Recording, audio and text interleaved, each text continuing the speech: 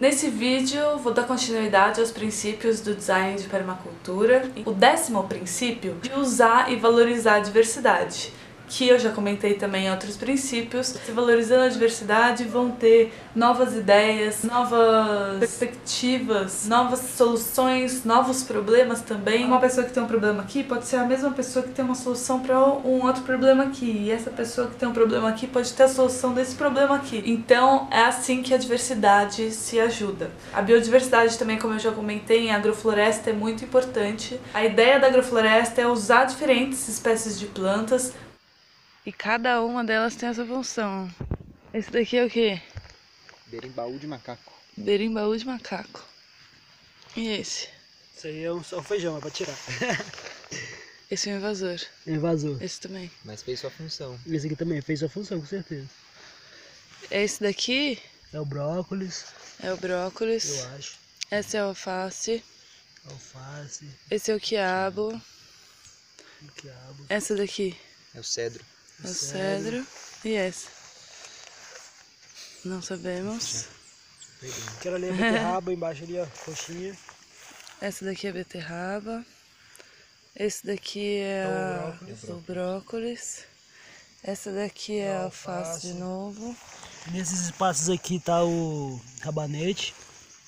Rabanete? Nesses espaços estão sementes de rabanete. Repolho. Aqui é o repolho roxo.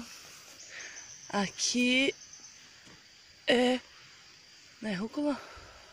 Rúcula, esse. É a rúcula. E aquele ali é o... Esse daqui é o alface chinês. Não, é... Couve chinesa. Couve chinesa. Que serve para atrair as lesmas para ela e não atacar as outras plantas. E aquele ali é os cogumelinhos.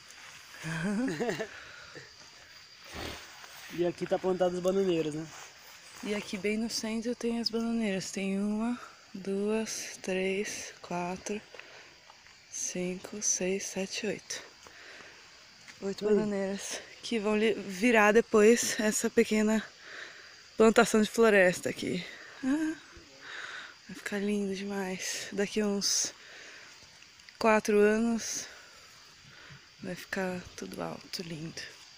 Para essas espécies de plantas usarem diferentes nutrientes que tem no solo e isso não descaracterizar o solo, e também quando elas terminarem o seu ciclo de vida deixar outros nutrientes no solo diferentes de outras espécies. Então essa biodiversidade vai retroalimentar esse solo e manter ele rico e biodiverso como ele deveria ser, que não é o nosso solo de hoje em dia. E uma questão muito importante da gente pensar quanto à diversidade é que a biodiversidade traz biodiversidade. Quando as espécies que a gente plantou numa agrofloresta morrem ali, elas vão trazer novos nutrientes para aquele solo e trazer mais biodiversidade de microfauna e vai desenvolver um solo mais rico ainda. A biodiversidade é muito importante também dentro de uma plantação. Numa plantação, por exemplo, de monocultura, acontecem ataques de pragas, porque não existem outras espécies de animais, de insetos, para predar essa espécie que se alimenta dessa única planta que é plantada ali.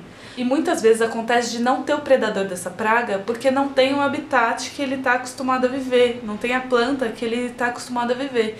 Então quando você tem uma agrofloresta, tem uma biodiversidade muito maior e uma biodiversidade de outros insetos também muito maior, que se alimentam dessas possíveis pragas, acontecendo um equilíbrio muito maior. Que é a questão da formiga, que é muito comum nas plantações. As formigas, elas, principalmente a cortadeira, que pega essas plantas, cortam as plantas e levam para o formigueiro, elas se alimentam de um fungo que se desenvolve a partir desses alimentos de plantas que elas levam para o formigueiro. Se a gente disponibilizar outra matéria orgânica para essas formigas se alimentarem, elas não atacariam nossas plantas. Então, por exemplo, você pode plantar certas mudas apenas para as formigas. Ou você pode deixar a matéria orgânica próxima do formigueiro. Esse tipo de formiga também é um indício biológico de que seu solo está muito pobre, de que ele está compactado e que não tem muita matéria orgânica ali naquele solo também. Então é um indício de que você tem que plantar mais. é um indício de que aquele ecossistema está em desequilíbrio. Então, para você equilibrar, tem que trazer mais biodiversidade. De alguma forma, essas formigas também ajudam ao equilíbrio desse ecossistema. Elas vão pegar essas plantas, levar para o meio da terra e decompor aquelas folhas, transformando num adubo. O princípio 11 é o princípio que fala pra gente valorizar os elementos marginais e usar essas bordas. As bordas entre os ecossistemas chamam ecótonos. E nesses ecótonos acontece a junção de diferentes ecossistemas.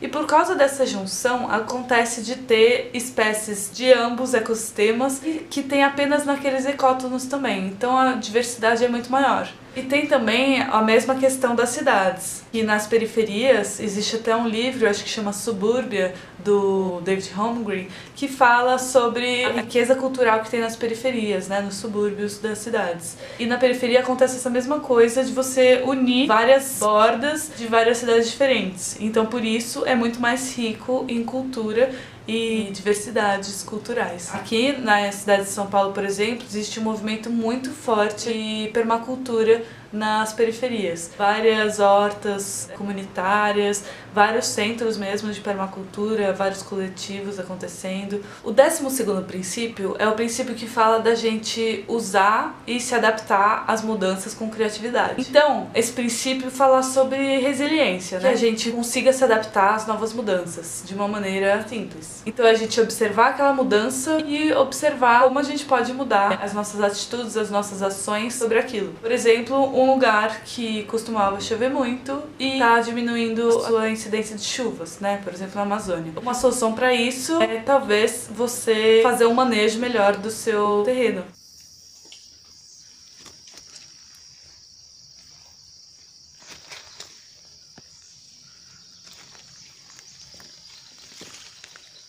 Se você for plantar, por exemplo, né, você pode trazer uma irrigação, né, fazer uma cobertura de solo melhor.